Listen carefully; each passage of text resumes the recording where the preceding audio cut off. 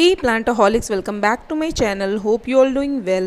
Today I am going to talk about this beautiful evergreen vine called Rangoon Creeper, which is commonly called as Madhumalti. तो चलिए start करते हैं। सबसे पहले हम जान लेते हैं इस प्लांट के बारे में। This plant is native to tropical Asia and the nature of this plant is perennial. तो ये प्लांट आपके घर सालों साल रहेगा, आपको बहुत सारे फ्लावर्स देगा। अगर आप इसके फ्लावर्स को देखो तो ये बंचेस में आते हैं, बहुत ही ब्यूटीफुल से लगते हैं।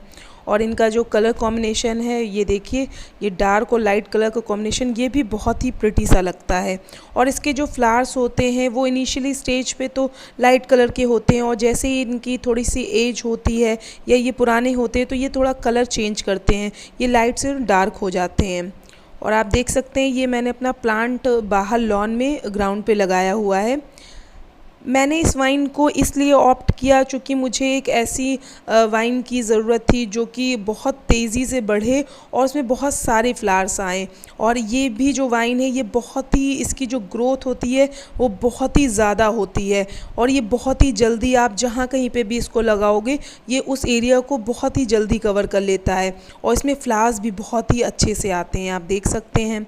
और लोग इसे पसंद भी करते हैं अपने एंट्रेंस गेट पे लगाना, चूँकि इसके जो, अगर मैं आपको फ्लावर्स दिखाऊं, ये लटके होते हैं थोड़े से नीचे को। मैं आपको दिखा दूँ, ये देखिए ऐसे लटके होते हैं। तो जब अगर आप इसको एंट्रेंस गेट पे लगाओ तो ये बहुत ही ब्यूटीफुल से लगते हैं जब एक बार इनमें ब्लूमिंग होने लगती है। और ये आपका जो भी घर है उसकी भी ब्यूटी को बढ़ाते हैं, या आप लॉन में लगाते हो तो उसकी भी ये ब्यूटी को बढ़ाते हैं। और जिन्हें वॉल कवरेज के लिए चाहिए तो उनके लिए भी ये बहुत ही अच्छा सा एक प्लांट है। अगर आप अपने वॉल्स को बहुत ही अच्छे से कवर करना चाहते हो, उनमें फ्लावर्स भी आए, आप ऐसी वाइन को चाहते हो तो you should go for this plant. ये बहुत ही ब्यूटीफुल सा प्लांट होता है और ये जहाँ कहीं पे भी आप लगाओगे उस एरिया को बहुत ही जल्दी कवर कर लेता है। तो चलिए स्टार्ट करते हैं, हमें इस प्लांट की केयर कैसे करनी है। तो सबसे पहले हमें इस प्लांट को रखना कहाँ पे है। आप चाहो तो इसको पॉट में भी लगा सकते हो, लेकिन अगर आपको पॉट में आप लगाना चाहते हो तो उसके लिए आपको मिनिमम 12 इंचेस का पॉट लेना है। उससे आप नीचे का पॉट मत लीजिएगा, चूँकि ये प्लांट बहुत ही जल्दी से बढ़ता है। तो इसलिए आपको ये ना हो कि आप बार बार पॉट ही बदल रहे हो, उससे आपका प्लांट डैमेज भी हो सकता है। इसलिए आप, बेहतर है कि आप 12 इंचेस का पॉट ले लीजिए, उसमें आप इस प्लांट को लगा लीजिए। बहुत ही अच्छे से आपका प्लांट ग्रो करेगा। फिर अगर आपका प्लांट बढ़ता है तो आप नेक्स्ट ईयर बारिश के सीज़न में इसको अलग से रिपॉट कर दो और बड़े से पॉट में लगा दो, तो उसमें ऐसा कोई प्रॉब्लम नहीं आएगी।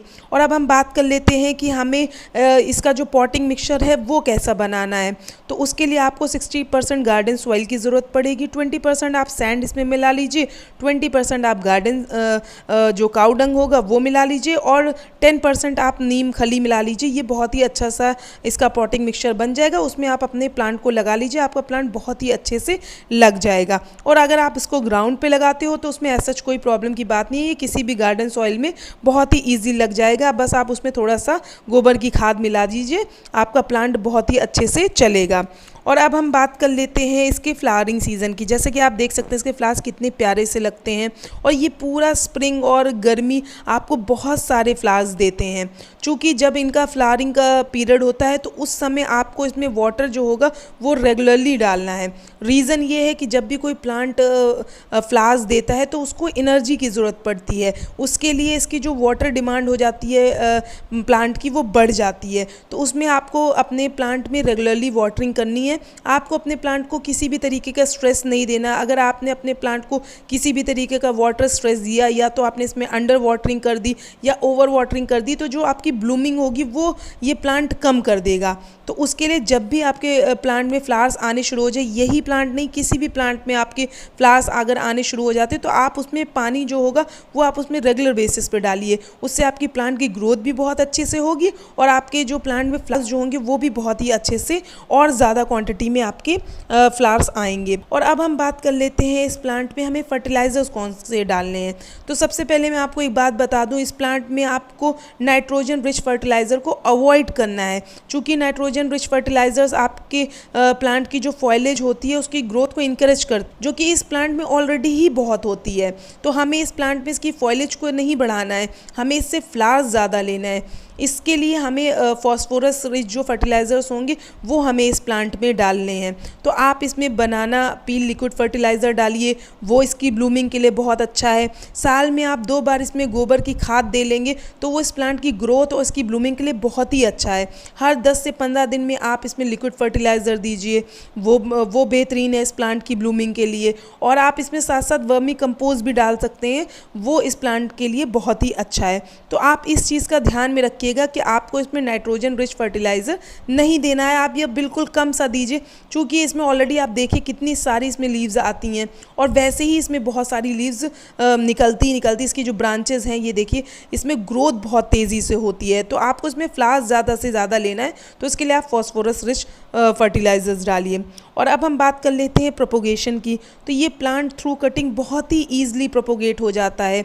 इसके लिए आपको इसकी आप 5 to 6 इंचेस की एक आप स्टेम ले लीजिए, ज़्यादा बड़ी की भी ज़रूरत नहीं है, छोटी भी आप अगर आप 5 to 6 इंचेस की लगा दोगे बारिश के सीज़न में विदाउट एनी रूटिंग हार्मोन, ये बहुत ही ईजिली आपके घर में लग जाएगा। और इसमें आपको कोई एक्स्ट्रा इसमें केयर करने की भी ज़रूरत नहीं कि आप रूटिंग हार्मोन लेके आ रहे हो मार्केट से देन आप लगा रहे हो तो आप सोच रहे हो इसमें लगेंगे, तो ऐसा कुछ नहीं है। अगर आप इसको बारिश के सीज़न में लगा देते हो तो ये विदाउट रूटिंग हार्मोन भी अच्छे से आपके यहाँ लग जाएगा। और अब हम बात कर लेते हैं प्रूनिंग की। तो प्रूनिंग आपको उस समय करनी जब आपके प्लांट में बिल्कुल भी फ्लावर्स ना रहें, इस बात का आपको बिल्कुल भी ध्यान में रखना है। जब इसमें फ्लावर्स रहें तब आप इसकी प्रूनिंग बिल्कुल भी मत करिएगा। तो इसके लिए जो आइडियल पीरियड है इसका प्रूनिंग का वो सितंबर से अक्टूबर के बीच में है। तो ये प्लांट चूँकि ये बहुत तेज़ी से भागता है तो आपको इसका शेप कंट्रोल करना ये बहुत ज़रूरी हो जाता है। अगर मैं आपको दिखा दूँ, ये देखिए इसकी जो लीव्स हैं ये बहुत ज़्यादा इसकी ब्रांचेज इधर उधर को भागती हैं।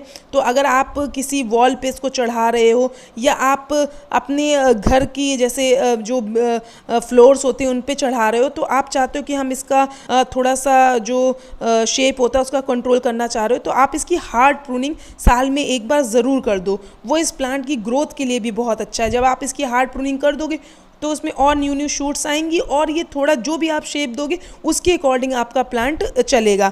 और आपको मैं ये बता दूं विंटर सीज़न में आपको इसकी किसी भी तरीके की प्रूनिंग नहीं करनी है, क्योंकि विंटर सीज़न इसका डोमेंसी का पीरियड होता है और इस पीरियड में ना ही आपको अपने प्लांट में किसी तरीके का फर्टिलाइज़र डालना है, ना ही उसका प्रोपोगेशन करना है, ना ही कोई आपको इसकी रिपोर्टिंग करनी है। कुछ भी आपको अपने प्लांट में ऐसा सच नहीं करना है, चूँकि वो इसका स्लीपिंग पीरियड होता है। तो आपको अपने प्लांट के साथ कोई भी तरीके की छेड़छाड़ नहीं करनी है, नहीं तो वो आपके प्लांट के थोड़ी उसकी ऊपर एक एडवर्स इफेक्ट डालता है। अगर आप इस पीरियड में इसका कुछ भी करते हो, प्रूनिंग वेदर हो गई या आप प्रोपोगेशन हो गई, ये सब आपको बिल्कुल भी नहीं करना है। ये जितनी भी चीज़ें हैं ये आप अगर इसके जो ग्रोथ के पीरियड चूँकि जो स्प्रिंग समर है और बारिश के सीज़न में करोगे तो वो बहुत अच्छे से होगा। और अब हम बात कर लेते हैं कि अगर हम इस प्लांट को हर 10 से 15 दिन में इसके ऊपर नीम ऑयल का स्प्रे करेंगे तो हम इस पे अगर मान लीजिए आपके प्लांट पर अटैक नहीं हुआ है तो एज अ प्रिकॉशनरी हम इस पे नीम ऑयल का स्प्रे करेंगे तो वो हमारी प्लांट के लिए बहुत अच्छा है। चूँकि नीम ऑयल आपके प्लांट को किसी भी तरीके का और ये आपका प्लांट पे किसी भी तरीके का जो पेस्ट का अटैक अगर होने वाला होता है तो उसको कंट्रोल कर ले जाता है। उसके लिए आप अपने प्लांट में हमेशा 10 से 15 दिन में नीम ऑयल का स्प्रे ज़रूर कीजिएगा। उसके लिए आपको 1 चम्मच नीम ऑयल की ज़रूरत पड़ेगी और 1 ही चम्मच आप हैंड वॉश ले लीजिए।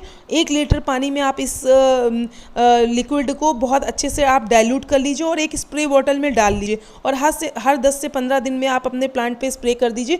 वो आपकी प्लांट की ग्रोथ के लिए भी बहुत अच्छा है और आप किसी भी तरीके का जो पेस्ट अटैक होता है प्लांट्स पे उसको आप अपने प्लांट को बचा ले जाओगे।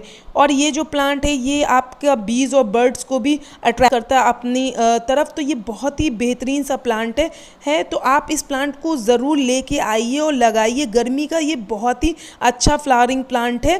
तो अगर आपको मेरा ये वीडियो पसंद आता है तो प्लीज़ मेरे चैनल को लाइक, शेयर और सब्सक्राइब ज़रूर कीजिएगा। Hope you like the video. Thank you so much.